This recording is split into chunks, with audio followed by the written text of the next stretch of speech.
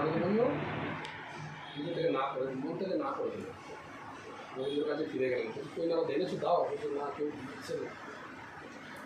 কিন্তু তুমি একবার বৃন্দাবনে যাও,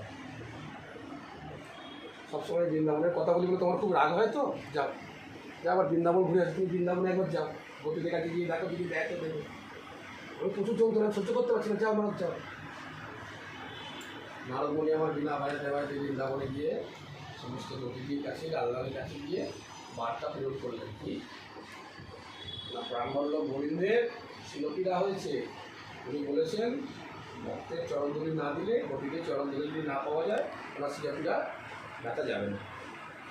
কথাটা যদি বলা শেষ হয়েছে তখন রাধারানী বলছেন, এই ললিতা বিশাখা চম্পকতা ইন্দিবা, হ্যাঁ সকলে আয় আয় আয় চরণধুলি দিয়ে, আমাদের প্রাণবল্লভ গোবিন্দের মাথার যন্ত্রণা হচ্ছে, দিয়ে দিয়ে চরণধুলি দিয়ে।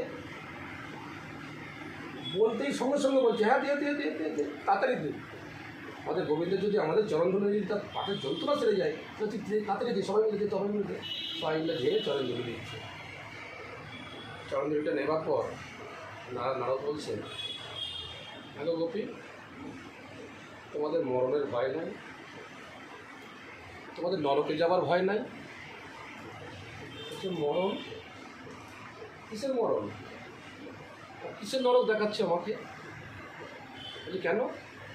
সাক্ষাৎ ভগবানের মাথায় তোমাদের চরণ, তোমাদের মতো এলোভেলো গোয়ালার পায়ের ধুলো আছে, তোমাদের নরকে যাবার ভয় নাই, কি নরক দেখাচ্ছে আমাদের? নারক শত বছর ছিল গোবিন্দের জন্য কাঁদছি, কেঁদে কেঁদে দুটো নয়ন আমাদের চলে যাচ্ছে।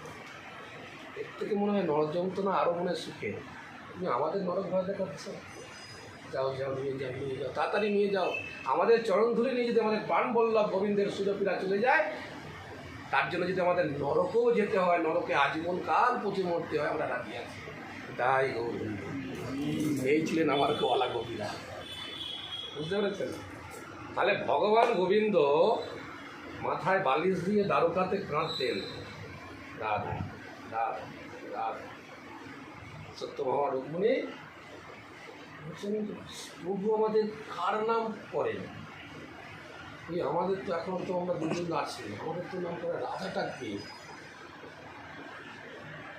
এই রাধা রানী কে? এটা বলতে গেলে এখন বিশাল কাহিনী আছে। जगन्नाथ स्टोरी जगन्नाथ स्टोरी चले जाएगा, जगन्नाथ प्रोग्राम आ जाएगा और रात में आবার सब्जी करना पड़ेगा, कल जगन्नाथ बलराम को भोग लगाना पड़ेगा, हमारा ट्रेन छूट जाएगा। इताई गौर हरि बोल।